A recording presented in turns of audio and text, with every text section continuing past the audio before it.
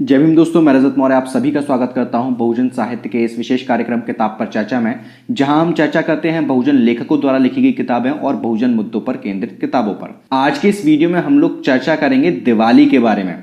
दिवाली पर यह मेरा तीसरा वीडियो है। इससे पहले भी मैं 2 वीडियो बना चुका हूं, जिसमें कि पहले वीडियो में मैंने लकीर के फकीर में जो एविडेंसेस दिए गए हैं उनके आधार पर मैंने बात की है, जो कि राजीव पटेल सर द्वारा लिखा गया है वो किताब।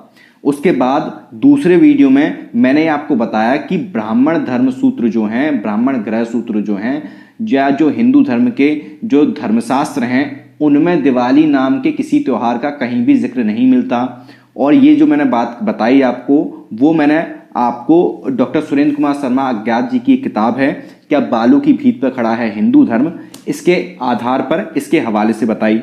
आज इस वीडियो में मैं आपको ये बताऊंगा कि दिवाली का जो त्योहार है उसका और राम का आपस में कोई लेना देना नहीं है। राम और रामायण ये बौद्ध काल के बाद की चीजें हैं, और किस तरीके से जो हिंदू धर्म के जो लोग हैं, जो अंधा विश्वास करते हैं हिंदू धर्म पर, ब्राह्मण धर्म पर, ये तो सबसे ज्यादा ज्यादती उनके साथ होती है कि उनको कितने बड़े अंधेरे में रखा जाता है। उनसे कहा जाता है कि दिवाली हम इसलिए मनाते हैं क्योंकि राम वनवास पूरा करके घर लौटे थे सीता मैया को लेकर, लेकिन ऐसा कुछ है नहीं।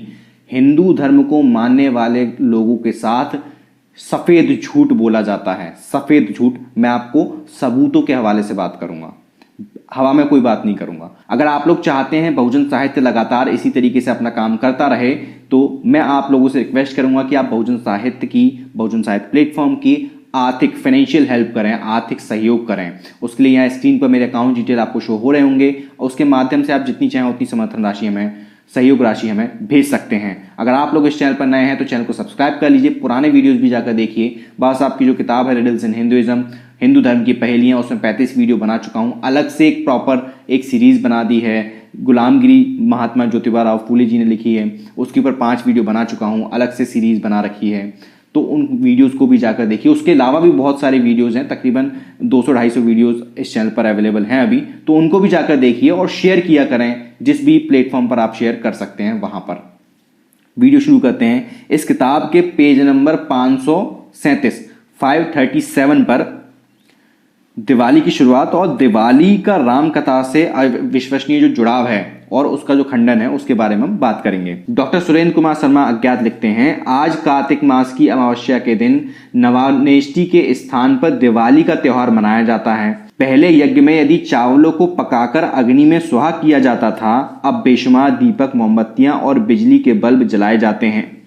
दोनों में कहीं भी समानता नहीं है, इसलिए जब भी किसी से दिवाली की शुरुआत के बारे में पूछा जाता है तो वह नवानेष्टि का नाम तक नहीं लेता।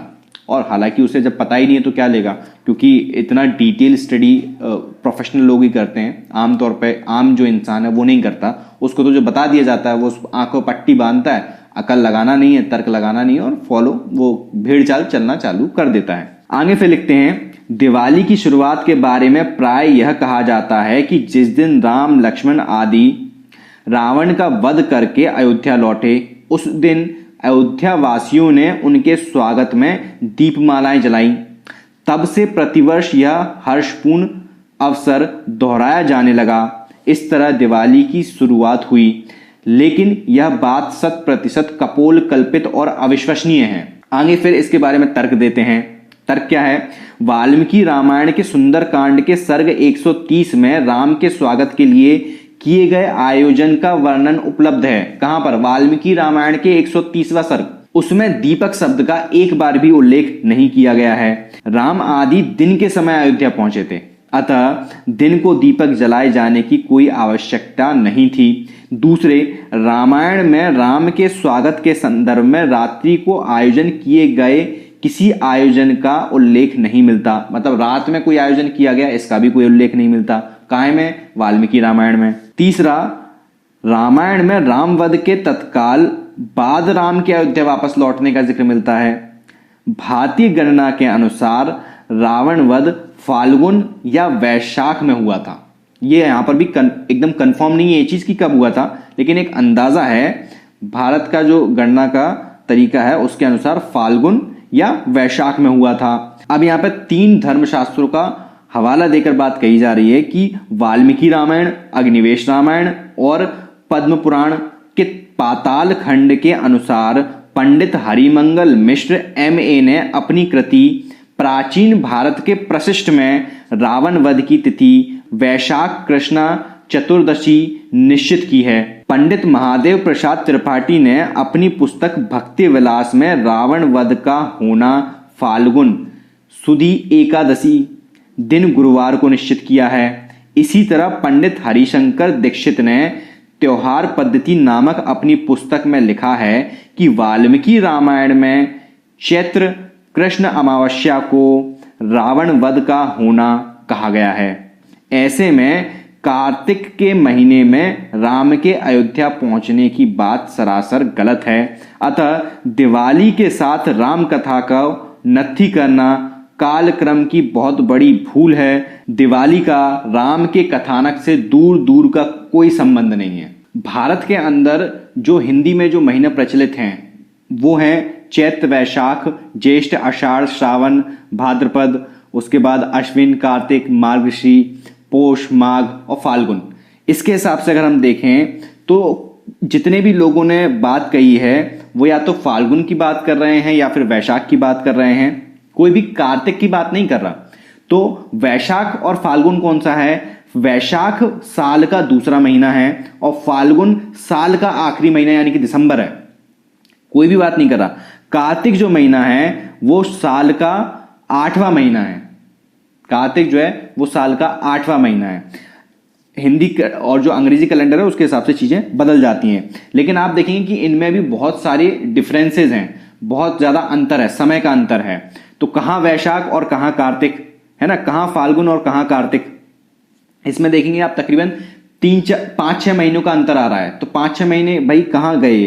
5-6 महीने आपने हवा में गोल कर दिए। खैर हालांकि तो ब्राह्मण धर्म सूत्र जितने भी हैं, ब्राह्मण धर्म जो है, हिंदू धर्म जो है, उसमें केवल बात कही जाती है, सर पे नहीं दिया जाता, लॉजिक नहीं दिया जाता किसी चीज का, लिख दिया और हो गया। कोई लॉजिक नहीं, कोई लॉजिक का तो तर्क का तो कोई बात ही नहीं करेगा, जो लिखा गया है वैसा आपको मानना पड़ेगा। इसी संदर्भ में मैं आपको और रेफरेंसेस देना चाहता हूं। डॉक्टर सुरेंद्र कुमार शर्मा अज्ञात इसी किताब के पेज नंबर 541 पर लिखते हैं, किसी भी आधिकारिक ग्रंथ में दिवाली का राम से संबंध नहीं लिखा मिलता। भारत धर्म मंडल वाराणसी के महामहो उपदेशक पंडित श्रवण लाल ने व्रतोत्सव चंद्रिका नामक पुस्तक में पृष्ठ क्रमांक 161 से 169 दिवाली का लौकिक और शास्त्रीय विवेचन किया है। इसमें दिवाली के संदर्भ में राम का नाम एक बार भी नहीं आया। वाराणसी से ही प्रकाशित एक अन्य पुस्तक व्रतोत्सव कौमुदी पृष्ठ क्रमांक 58 से लेकर 60 में दिवाली की चर्चा करते हुए भूल से भी राम के कथानक की बात नहीं की गई है। संत कुमार संहिता, भविष्योत्तर पुराण, मत्स्य पुराण, आदित्य पुराण, निर्णय सिंधु, कृत्य रत्नावली, बहिर पुराण, काल दर्शन, ब्रह्म पुराण, वीर मित्रोदय आदि मध्ययुगीन ग्रंथों में जहां कहीं दिवाली या दीपावली की चर्चा है वहां लक्ष्मी पूजन करने को ही कहा गया है। वहां राम के अयोध्या वापस आने की घटना की छाया तक नहीं मिलती। ऐसे में यह स्वीकारना कि राम कथा का दिवाली से कोई भी संबंध नहीं है बिल्कुल यथार्थ बात है। मतलब सिर्फ जो ब्राह्मण धर्मसूत्र, ग्रहसूत्र, धर्मशास्त्र जो हैं वही इस बात का जिक्र नहीं कर रहे, उसके बाद में भी जो किताबें लिखी गई हैं, जो रिसर्च की गई है, उसमें भी इसका कोई सबूत नहीं मिलता। और जो कि वाराणसी, जो कि ब्राह्मण धर्म का गढ़ माना जाता है, वहां से प्रकाशित हो रही हैं, उनमें भी इस बात का जिक्र नहीं मिलता। उसके बाद जो मध्ययुगीन जितने भी ग्रंथ लिखे, जो मैंने आपके सामने नाम पढ़ के बताए, उसमें भी इन बात का कहीं कोई जिक्र नहीं मिलता। जो लोग यह हट करते हैं कि उक्त कथा का दिवाली से अपरिहार्य संबंध है, वे वाल्मीकि रामायण का कोई एक ऐसा श्लोक प्रस्तुत करें जिसमें राम के अयोध्या वापस आने का, दीपक जलाने की बात कही गई हो।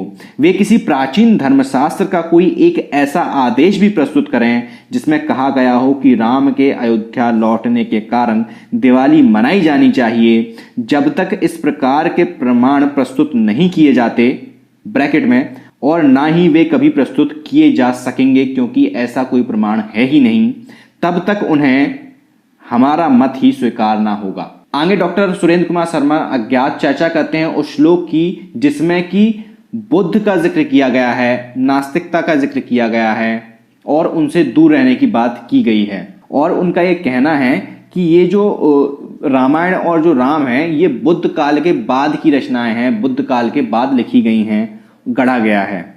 यहां पर हालांकि मैं उनकी एक बात से इत्तेफाक नहीं रखता, वो बात भी मैं आपको पढ़कर बता दूंगा। यहां एक और बात ध्यान देने योग्य है, जिन धर्म सूत्रों व ग्रह सूत्रों में नवानेष्टि या अग्रहण कर्म करने का उल्लेख है उनकी रचना महात्मा बुद्ध से पहले हुई है।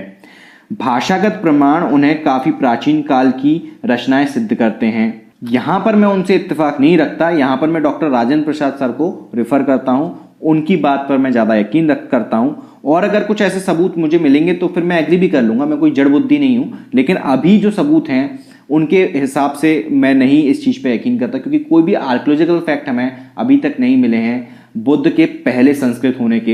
हाँ, बुद्ध के बाद संस्कृत का विकास क्रम हमें देखने को मिलता है, उसके आर्कियोलॉजिकल फैक्ट्स हमारे पास हैं, उन पर मैं डिटेल में बात कर चुका हूं, कई सारे वीडियो बना चुका हूं। डॉक्टर राजेंद्र प्रसाद सर का अगर आप लोग इंटरव्यू देखेंगे तो उसमें भी बात की गई है, तो वो भी आप देख सकते हैं जाकर। बस मैं यहां उनसे डॉक्टर सुरेंद्र कुमार शर्मा अज्ञात से डिफर करता हूं, इत्तेफाक नहीं रखता इनकी बात से। खैर, जबकि वाल्मीकि रामायण और उसके नायक राम आदि उत्तर बुद्ध काल की चीजें हैं। अयोध्या कांड सर्ग 109 श्लोक नंबर 34 में साफ शब्दों में महात्मा बुद्ध का उल्लेख हुआ है। जो लोग राम को और रामायण को बहुत प्राचीन मानते हैं, भाई उस रामायण में, वाल्मीकि रामायण में बुद्ध के बारे में जिक्र किया गया है। सर्ग नंबर 109 श्लोक नंबर 34 कोई भी जाकर पढ़ सकता है। आगे फिर लिखते हैं, जब वर्तमान दीपावली का स्वरूप नवानेष्टि राम के जन्म से भी बहुत पहले से प्रचलित है, फिर राम के अयोध्या वापस आने से दिवाली के शुरू होने की बात में क्या तुक रह जाता है? कोई तुक नहीं रह जाता। दूसरा, जब स्वयं वाल्मीकि रामायण, अग्निवेश रामायण और पद्म पुराण के विवरण राम के अयोध्या वापस लौटने का समय चैत्र और वैशाख दर्शाते हैं। चैत्र और वैशाख कौन है, कौन से महीने पड़ते हैं? ये साल के शुरुआती, चैत्र पहला महीना, वैशाख दूसरा महीना। तब उसके उपलक्ष्य में 6-7 मास बाद कार्तिक में दीपक जलाने का क्या कोई औचित्य रह जाता है?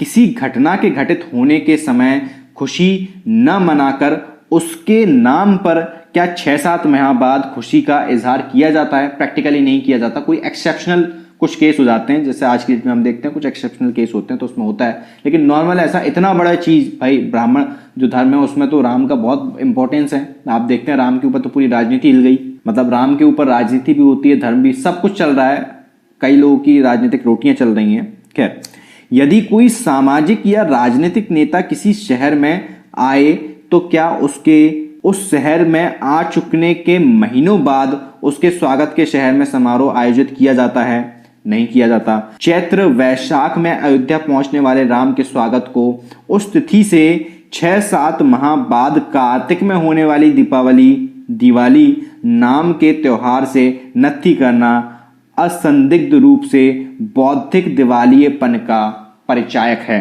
उम्मीद करता हूं कि इस वीडियो से आप लोगों को सीखने को, समझने को बहुत कुछ मिला होगा। मैं रजत मौर्य मिलता हूं आपसे अगले वीडियो में फिर किसी किताब के साथ। तब तक अपना और अपनों का ध्यान रखें, पढ़ने की आदत को विकसित करें, क्योंकि पढ़ेगा इंडिया तभी तो बढ़ेगा इंडिया।